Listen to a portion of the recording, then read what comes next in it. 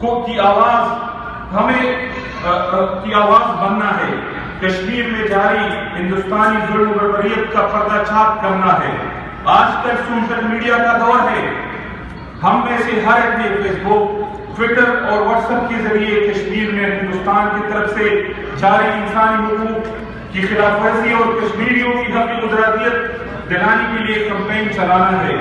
اس وقت حال میں بیٹھے ہوئے مختلف ساتھیوں کا تعلق مختلف سیاسی جماعتوں اور مختلف فورم سے ہے۔ ہمیں اپنے اپنے فورمز کے زیر انتظام سیمینار کرنے کی ضرورت ہے تاکہ کشمیر کے حوالے سے مختلف activities social media, print media اور الیکٹرانک میڈیا پر جاری رکھی جا سکے۔ اوورسیز پاکستانیوں کی طرف سے شہر عراق میں آل پارٹیز کشمیر کمیٹی کا قیام اس سلسلے کی ایک کڑی ہے۔ کمیٹی میں مختلف مکتب فکر کے لوگ شامل ہیں اور اب تک کمیٹی کشمیر کی موجودہ صورتحال کے حوالے سے 2 بڑے پروگرام کر چکی ہے۔ کمیٹی کے گزشتہ ہفتے سفیر محترم جناب راجہ علی اجاز صاحب سے بھی تفصیلی ملاقات ہو چکی ہے، جس میں کمیٹی کی طرف سے اعلامیہ سفیر محترم کو پیش کر دیا گیا ہے۔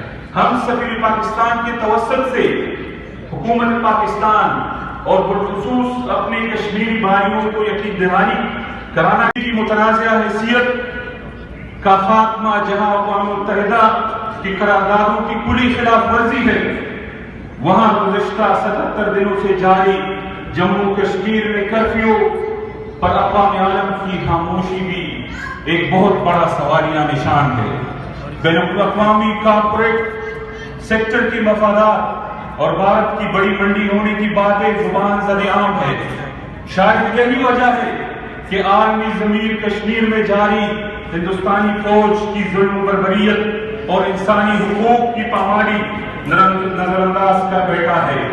مگر جس طرح پچھلے دنوں وزیر اعظم پاکستان نے اقوام متحدہ میں اپنے خطاب میں اقوام عالم کی انسانی حقوق کے حوالے سے دوہرے معیار کا ذکر کیا ہے، ہم اس پہ وزیر اعظم کو خراج تحسین بھی پیش کرتے ہیں، اور یہی ایک چیز ہے جس کو ہم نے دنیا میں آگے لے کے جانا ہے۔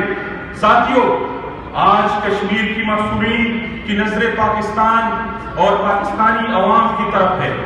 گزشتہ 77 دنوں میں اطلاعات کے مطابق 13,000 سے زائد کشمیری نوجوانوں کو اغوا کیا جا چکا ہے۔ لوگوں کے پاس غذائی اجناس اور دوائیوں کی کمی ہونے کے علاوہ ہسپتالوں اور مساجد جانے پر بھی پابندی ہے۔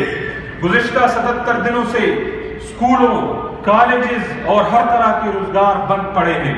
اس سے سلطان کی عزت مآب سفیر پاکستان راجہ علی اجاز صاحب، سفارت خانہ کے اعلیٰ افسران اور حال میں بیٹھے وطن عزیز پاکستان اور کشمیر سے تعلق رکھنے والے خواتین حضرات، السلام علیکم ورحمۃ اللہ۔ اٹھو کہ زمینوں سے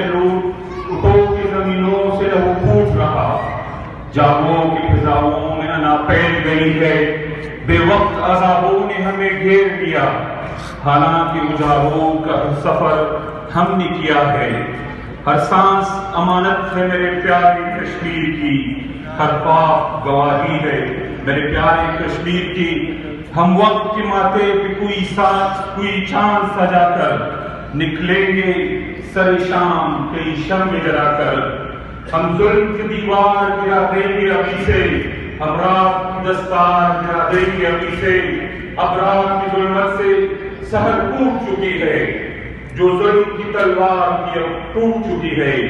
سلام جنت نظیر کشمیر کی بہادر قوم، سلام کہ تم 70 سالوں سے ظلمت کے خلاف ڈٹ کر کھڑے ہو، سلام کہ تیرا حوصلہ 94,000 شہادتیں بھی بس نہ کر سکا، سلام کہ تیرے بیٹے 77 دنوں سے محصور ہے، مگر اب بھی ہر گھر سے اٹھنے والی آواز لے کے رہیں گے۔